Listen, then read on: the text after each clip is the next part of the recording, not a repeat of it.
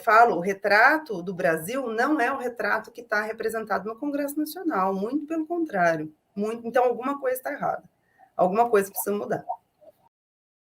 Agora vamos entrar aqui, Maíra, nesse assunto que explodiu semana passada, que revoltou muita gente, inclusive eu, né, nossos amigos aqui, que é essa mini reforma eleitoral, que para a gente de mini não tem nada, né? Porque mexe em muitas coisas, traz muitas mudanças que, mais uma vez, impactam, né? As candidaturas de mulheres, mulheres negras, né? Pessoas que não fizeram carreira, que não vêm de famílias, né, na política, e acaba dificultando ainda mais o ingresso dessas pessoas no mundo político, enfim, na vida institucional. Eu queria que você trouxesse aqui para a nossa audiência, então, uma avaliação sobre essa mini-reforma eleitoral, o que ela é e quais mudanças já podem, né, eles querem que sejam feitas. Conta para a gente. Bom, é bem o que você trouxe, Rebeca, de mini-reforma, essa reforma não tem nada. Na realidade, ao longo de todo o nosso processo democrático, em toda eleição, a gente costuma dizer que existe uma alteração legislativa que impacta diretamente a próxima eleição.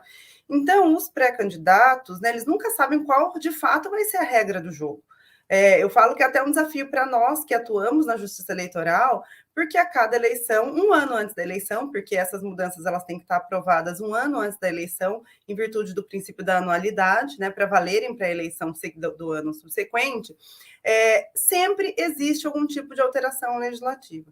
E quando a gente fala dos grupos tidos como minoritários, né, essas alterações elas acabam impactando ainda mais. É basicamente como se a gente estivesse num jogo de avanços e retrocessos. A gente teve a cota de candidatura para mulheres, que a letra fria da lei não fala que essa cota é para mulheres lá atrás, mas a gente sabe que somos nós que ocupamos essa cota, que era apenas o direito dessas mulheres serem candidatas. Não tinha recurso público, não tinha espaço na propaganda eleitoral gratuita, enfim. Foram, pelo menos aí de 2009 para cá, um pouco mais de 10 anos para a gente, quase 10 anos para a gente conseguir o repasse dos fundos, porque a obrigatoriedade, embora date ali de 97 a alteração, mas a obrigatoriedade de reservar e preencher é só de 2009 para cá. E só a partir de 2018 que a gente teve o mesmo repasse nas candidaturas de mulheres de Fundo Especial de Financiamento de Campanha e aparição na propaganda eleitoral gratuita. Isso fez com que o número de mulheres eleitas saltasse de 10% para 15%. E veja o absurdo, só em 2020 que a gente teve essa garantia para as candidaturas raciais.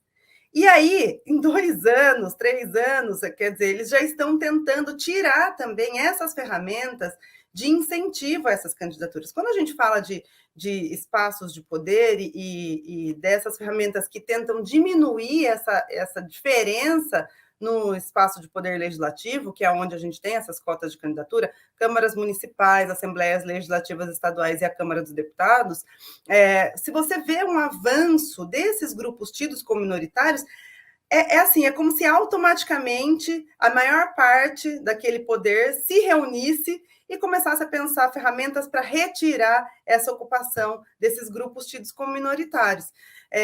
Eu costumo dizer assim que é muito triste, porque o que a gente vê que une a direita e a esquerda é a misoginia e é o racismo. Infelizmente, porque de alguma maneira acontece um acordão e essas alterações elas passam assim sem pestanejar. Então, ao invés da gente estar agora discutindo reserva de cadeiras, né? Reserva de cadeiras para as mulheres. Mas eu ia te perguntar isso. Algumas parlamentares. Está dando eco. Algumas parlamentares argumentaram comigo, eu estive conversando com elas sobre o foco na PEC da reserva das cadeiras. Pois é, mas a gente tem, o que está ali, Ana, é uma reserva de 18% e que vai aumentando de maneira gradativa. A gente já tem esse percentual. A gente já tem esse, então, assim, não dá para você relativizar conquistas quando você está falando da inserção de determinados grupos, se você já tem um percentual com... Porque, assim, caí? Voltei, vocês estão me vendo? É que aqui, para mim, piscou. Mas quando você tem, por exemplo, olha, tem... De 2018 para cá, a gente teve 1, 2, 3 eleições, né? O número de mulheres das câmaras municipais também saltou e a gente conseguiu incluir mais mulheres. Por exemplo, Em 2018, nós tínhamos 1.200 e poucas cidades sem nenhuma mulher na vereança. Em 2020, esse número cai para 900 cidades sem nenhuma mulher na vereança. A gente tem quase 1.000 cidades sem nenhuma mulher na vereança. Por que foi possível esse incremento de mulheres? Porque a gente começou a dar, através de lei, recurso financeiro, investimento nessas campanhas e visibilidade, que essas mulheres não tinham.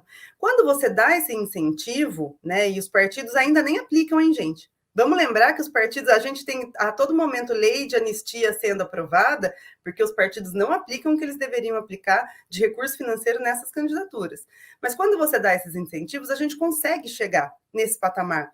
Então, assim, eu sinceramente não sei até que ponto vale a pena discutir esse percentual mínimo de reserva de cadeiras de 18%, se a gente já está lá.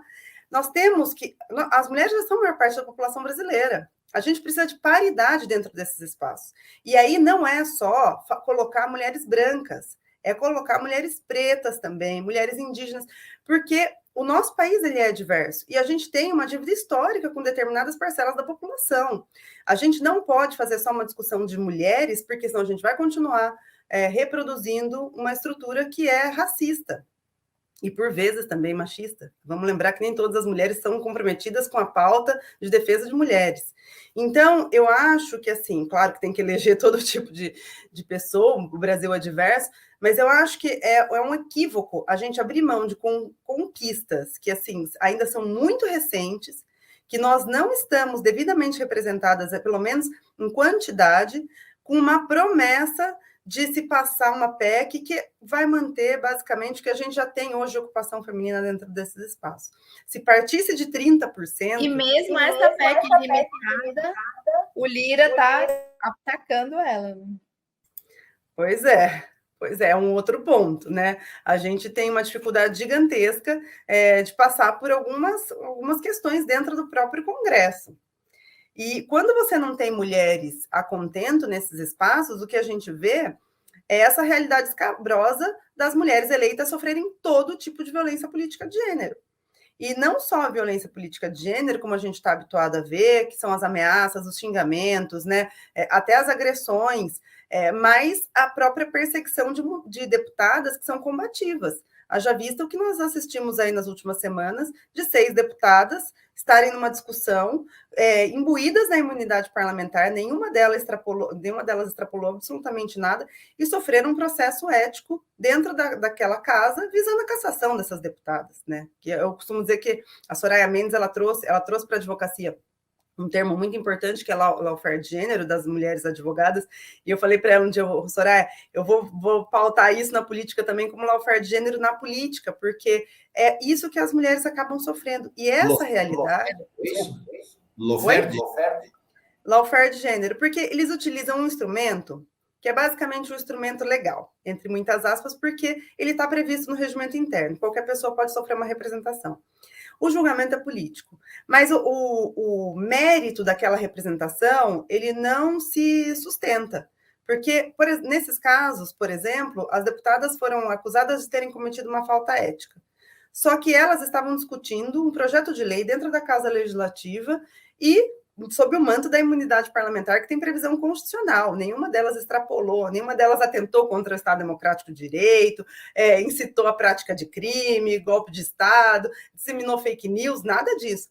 Mas aí, 2 partidos representaram essas deputadas falando que elas tinham cometido falta e que, portanto, elas deveriam ser punidas. Veja, o procedimento ele tem previsão legal, ele está previsto no regimento interno, mas o mérito dele não poderia acarretar uma falta ética, tanto é que foram arquivados. Mas o que essas deputadas... Acho que só tem um que não foi arquivado ainda, das 6.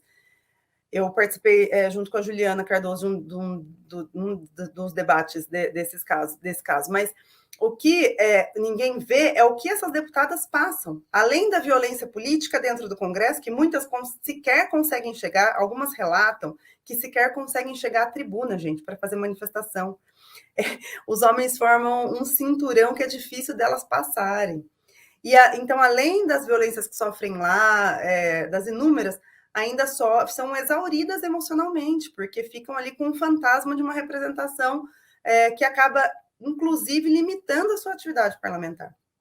Então, a gente precisa incluir mais mulheres nesses espaços, e aqui eu estou falando de uma maneira completamente ampla, para também diminuirmos as violências que essas mulheres sofrem lá e as mulheres sofrem dentro de casa.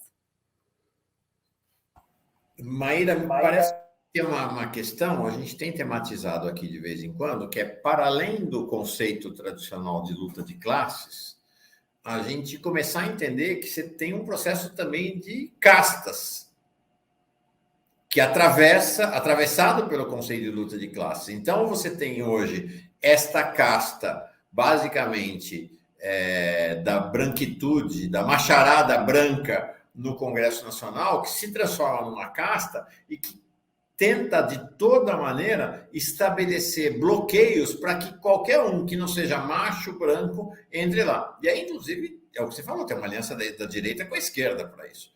A gente pega, se esta reforma eleitoral de agora tivesse em vigor na eleição passada, você teria 30 parlamentares novos a menos do que teve agora. Então, ela tem claramente o objetivo de falar, ó, aqui, isso aqui é um clube dos homens brancos. E não entra mais ninguém nesse clube. Acho que tem um pouco esse conceito, né, do clube, né, da casta, que se espalha pelo judiciário, nós vamos falar daqui a pouquinho do judiciário, que se espalha pelo Ministério Público e por todos os cantos da sociedade, né?